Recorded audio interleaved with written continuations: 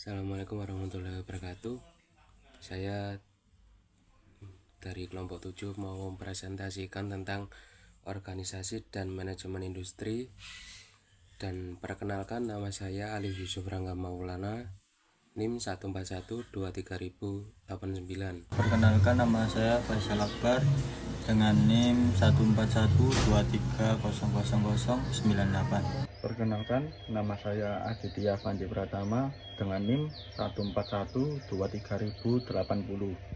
Perkenalkan, nama saya Eko Fitrianto, NIM 14123000135. Nama saya Erlangga Wika Ramadan, NBI 14123000021. Pengertian lingkungan organisasi. 1. Lingkungan yang berpengaruh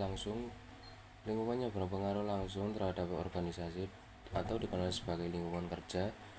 Tes invert adalah elemen-elemen eksternal yang secara langsung mempengaruhi operasional dan kinerja organisasi. Contoh dari lingkungan kerja meliputi: 1. Pemasok, perusahaan yang menyediakan bahan baku atau komponen yang diperlukan untuk produksi. 2. Konsumen, pelanggan yang membeli produk atau layanan yang organisasi. 3. Pesaing, perusahaan lain penawaran produk atau layanan serupa di pasar yang sama. Regulator, badan pemerintah yang mengaruh industri tempat organisasi berperan. 1.2. Lingkungan yang berpengaruh tidak langsung. Lingkungan yang berpengaruh tidak langsung terhadap organisasi atau lingkungan umum organisasi general environment mencakup faktor-faktor internal yang mempengaruhi organisasi secara tidak berlangsung. Contoh dari lingkungan umum meliputi: 1. Kondisi ekonomi, tingkat inflasi, suku bunga, dan pertumbuhan ekonomi yang mempengaruhi daya beli konsumen. 2. Perkembangan teknologi, informasi teknologi yang dapat mengubah cara organisasi beroperasi. 3. Kondisi sosial dan budaya, nilai-nilai, norma, dan demografi masyarakat yang mempengaruhi preferensi konsumen. 4. Kondisi politik dan hukum, kebijakan pemerintah dan regulasi yang dapat mempengaruhi operasi organisasi. Di sini saya akan menjelaskan tentang pengertian lingkungan organisasi. Pengertian lingkungan organisasi itu dibagi menjadi dua, yaitu lingkungan internal dan lingkungan eksternal. Yang lingkungan internal itu, ungkapan internal itu organisasi mencakup faktor-faktor yang ada di dalam organisasi itu sendiri dan mempengaruhi operasi serta kinerja organisasi. Contoh dari lingkungan internal itu meliputi yang pertama yaitu struktur organisasi. Struktur organisasi yaitu hierarki dan pembagian tugas dalam organisasi. Yang kedua itu budidaya perusahaan, contohnya nilai-nilai kepercayaan dan norma yang dianut oleh anggota organisasi.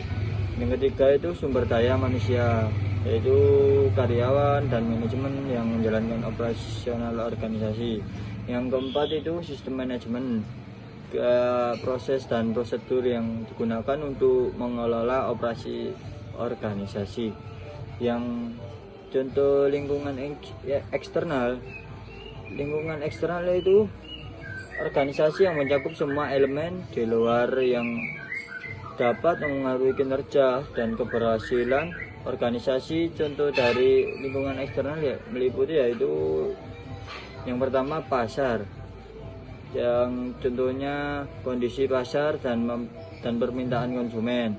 Yang kedua pesaing, jadi kita itu perusahaan yang lain yang bersaing di lingkungan industri yang sama. Yang ketiga itu regulasi pemerintah, yaitu aturan dan kebijakan yang dikeluarkan oleh pemerintah. Yang keempat itu perkembangan teknologi. Perkembangan teknologi itu yang dimaksud inovasi teknologi yang dapat mempengaruhi operasi organisasi. Gambar model lingkungan organisasi.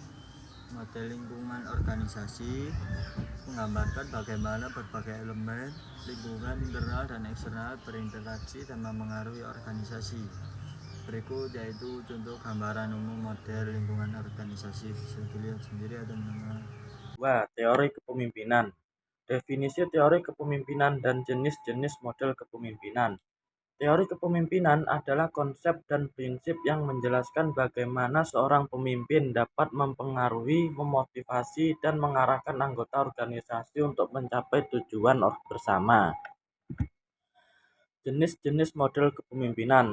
Poin ke-1, kepemimpinan transformasional, yaitu pemimpin yang menginspirasi dan memotivasi karyawan untuk mencapai potensi penuh mereka. Poin kedua, kepemimpinan transaksional, yaitu pemimpin yang fokus pada pertukaran antara pemimpin dan karyawan, seperti imbalan dan hukuman.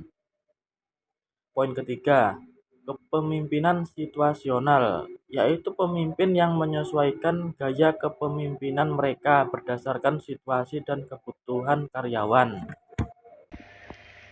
Baik, di sini saya akan menjelaskan tentang keunggulan dan kelemahan setiap jenis model kepemimpinan. Yang pertama yaitu kepemimpinan transformasional. Keunggulan meningkatkan motivasi dan komitmen karyawan, mendorong inovasi.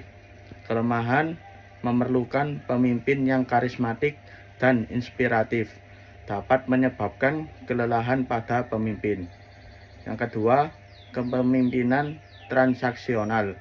Keunggulan jelas dan terstruktur, efektif dalam situasi yang membutuhkan kepatuhan. Kelemahan kurang fleksibel, dapat menghambat kreativitas. Yang ketiga, kepemimpinan situasional. Keunggulan fleksibel dan adaptif, dapat menyesuaikan dengan kebutuhan karyawan. Kelemahan memerlukan pemimpin yang mampu menilai situasi dengan tepat, dapat membingungkan karyawan jika tidak konsisten. Jenis-jenis model kepemimpinan pada industri, organisasi, daerah, negara. Kepemimpinan transformasional diterapkan oleh CEO perusahaan teknologi untuk mendorong inovasi dan kreativitas.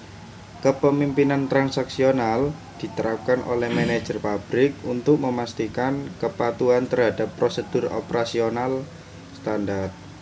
Kepemimpinan situasional diterapkan oleh kepala sekolah yang menyesuaikan gaya kepemimpinan mereka berdasarkan kebutuhan guru dan siswa.